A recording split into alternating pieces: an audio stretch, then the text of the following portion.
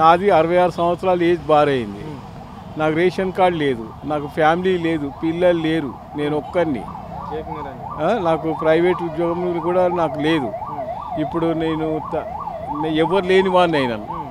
నాకు ration card లేదు, current bill కడుతున్నాను. 200 యూనిట్లు ఫ్రీ అన్నారు, కరెంట్ బిల్లు కడుతూనే కూర్చున్నా. ఇల్లు గురించి అని కన్స్ట్రక్షన్ లోన్ 5 లక్షలు ఇస్తున్నారు, దాని గురించి అప్లై చేసిన, దాని గురించి ఎటువంటి స్పందన లేదు. ఆరోగ్యశ్రీ అన్నారు, ఏదో గ్రీవెన్స్ ఆరోగ్యశ్రీ నంబర్ రాసి ఇచ్చారు, చెక్ చేయమంటే వాళ్ళు రెస్పాన్స్ సరిగ్గా ఇస్తలేరు. రేషన్ కార్డు బేస్ కావాలంటున్నారు. రేషన్ కార్డు గురించి అక్కడ పోతేనేమో పార్టీ వార్డ్ ఆఫీస్లో ఉంటుందంట, అక్కడ బోయినపల్లి అక్కడ పోయి అడిగితే వాళ్ళ సిస్టంలో ఇంకా రానేలేదు, అది అప్డేట్ చేయలేదు. తర్వాత ఇక్కడ తిరగడం పోవడమే అవుతుంది కానీ పని మాత్రం అవడం లేదు. ఆరోగ్యశ్రీ లేదు, రేషన్ కార్డు లేదు, కరెంటు బిల్లు కడుతూనే ఉన్నాము. తర్వాత సొంతూరు ఓల్డ్ బోయినపల్లి. నాకెవరు లేరు, నేను ఒక్కరిని బతకాలంటే నాకు ఇంత పెన్షన్ అని వస్తుందంటే ఆ పెన్షన్ కూడా లేదు. 57 ఏళ్ళ పెన్షన్ అన్నారు, 66 ఏళ్ళైనా పెన్షన్ లేదు, పాడు లేదు. రావడం పోవడం, టైం వేస్ట్ చేయడం, సరిగ్గా రెస్పాన్స్ కూడా ఇవ్వడం లేదు కౌంటర్లల్లో. వస్తారు అని అంటారు. 6వ తారీఖు నుంచి స్టార్ట్ అయిందని చెప్తారు రేషన్ కార్డు నుంచి.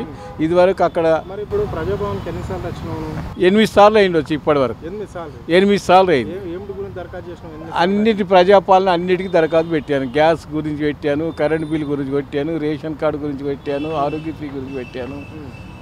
తర్వాత ఏంటి అంటారు, మన పెన్షన్ గురించి పెట్టాను.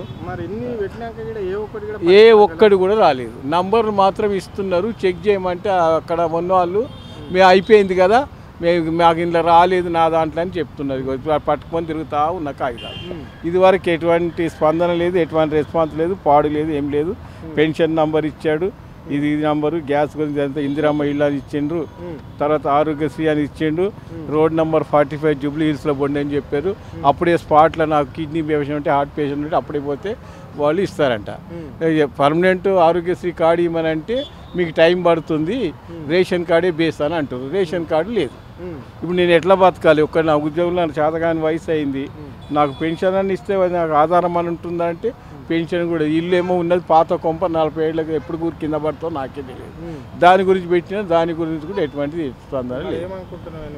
ఇక ఏం చేయాలి? అవుతుంది అని అనుకుంటే ఎప్పుడు అవుతుందో తెలియదు. నేను వస్తానో బతుకుతానో అప్పటి వరకు తెలియదు. ఇక ఏం చెప్పాలి?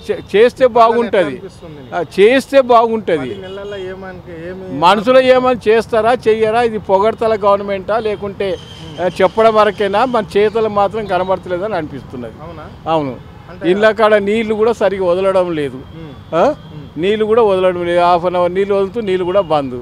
ఇన్ని రోజులేమో నీళ్ళ బిల్లు కట్టొద్దు అన్నారు. ఇప్పుడు నీళ్ళ బిల్లు అంతా కట్టించుకుంటారు. పెండింగ్ 2-3 ఏళ్ళంతా కట్టించుకుంటారు నీళ్ళ బిల్లులు. మీటర్లు అన్నారు, మీటర్లు లేవు, పాడు లేవు, ఏం లేదు. ఏం చెప్పాలన్నా? ఒక్కరుంటే చావాలన్నా బతకన్నా? నాకు దిక్కు దివాను లేదని తిరుగుతూ ఉన్నా, ఉద్యోగం లేదు, పాడు లేదు. ఏదైనా పెన్షన్ వస్తే నాకు ఆధారం ఉంటుందా అంటే అనవసరంగా వాడి మీద అప్పులు చేసుకొని బస్సులో వస్తున్నా, బస్సులో పోతున్నా. ఏం చేయాలి చెప్పండి?